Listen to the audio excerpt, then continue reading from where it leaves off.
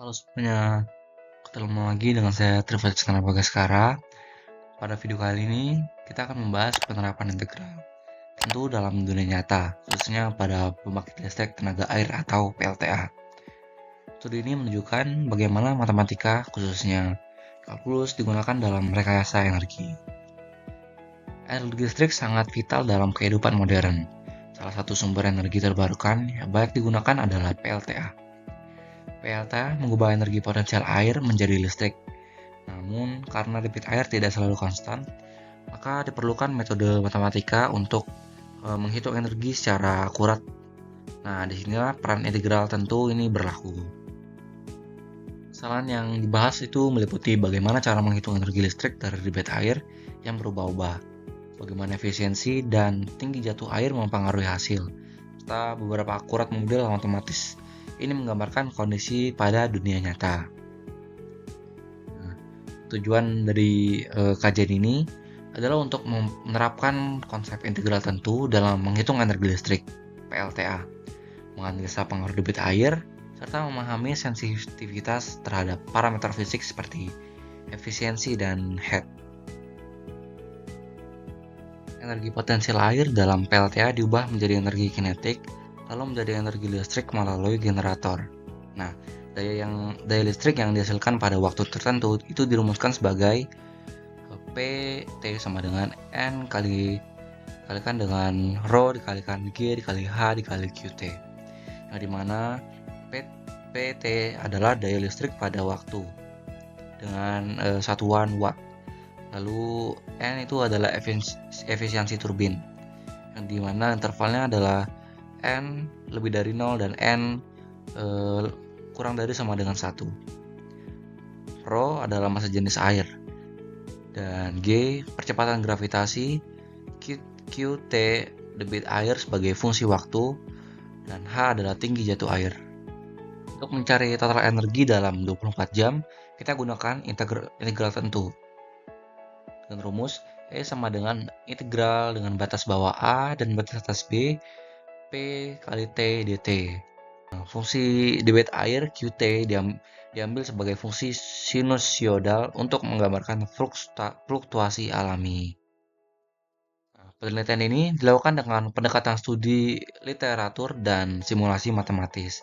Tahapan metode itu meliputi yang pertama, kita harus menentukan dulu fungsi debit air QT yang bersifat periodik sesuai dengan pola fluktuasi harian.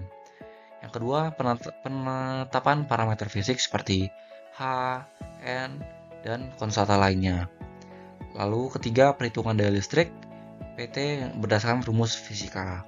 Lalu keempat, integrasi tentu PT selama interval dengan waktu 24 jam. Lalu kelima, konversi hasil ke dalam satuan energi listrik, yaitu kWh. Nah, pada studi kasus ini diketahui efisiensinya adalah 90% atau N sama dengan 0,9, ketinggiannya 50 meter, gravitasi 9,8 meter per second kuadrat, QT-nya sama dengan 5 ditambah 2 sin kalikan dengan delta T per 12 meter kubik per second, lalu Rho-nya 1000 km per meter kubik. Lalu kita hitung dulu konstanta konversinya, yang K sama dengan efisiensi dikali Rho dikali gravitasi dikali ketinggiannya, dimana sama dengan 0,9 dikali 1000 dikali 9,8 dikali 50, yang dimana hasilnya adalah 441.000. Nah, lalu kita hitung integral energinya, yang dimana sesuai dengan rumus tadi, E sama dengan 441.000 dikalikan dengan integral dengan batas bawah A dan batas bawah atas B kalikan dengan 5 ditambah 2 sin delta kalikan delta T bagi 12 per 12 kali dt. Nah, di mana nilai A adalah 0 dan B adalah 24. Nah, lalu kita integralkan satu per satu dulu. Yang 5 kita integralkan dan 2 sin Pt dikali 12 itu kita integralkan, sehingga hasilnya E sama dengan 441.000 dikalikan dengan 5 kali 24 ditambah 2 dikali min 12 per pi dikalikan dengan cos 2 pi kurang cos 0. Sehingga didapatkan E sama dengan 441.000 dikali 120 sama dengan 52.920.000 joule.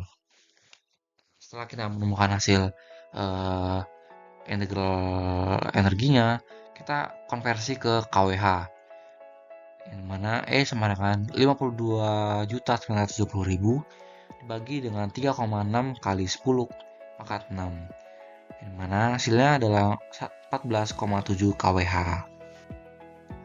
Hasil perhitungan menunjukkan bahwa energi listrik yang dihasilkan PLTA dalam 24 jam mencapai sekitar 14,7 kWh.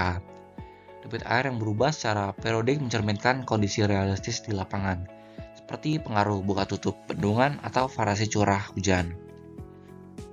Penerapan integral tentu memungkinkan akumulasi daya hitung secara presisi. Hal ini penting dalam perencanaan dan pengelolaan daya listrik, termasuk untuk menentukan kapasitas penyimpanan, distribusi, beban, dan efisiensi sistem.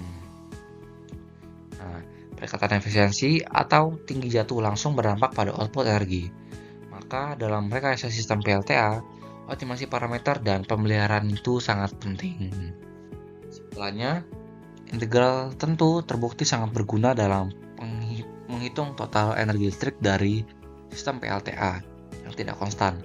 Dengan pendekatan matematis ini, kita dapat membuat perancangan dan evaluasi sistem energi lebih akurat dan efisiensi. Mungkin sekian dari video saya kali ini. Jika kalian punya pertanyaan atau penerapan integral yang lain pada dunia nyata, kalian bisa tulis di komen. Nanti saya akan balas satu persatu. Sekian dari saya dan terima kasih.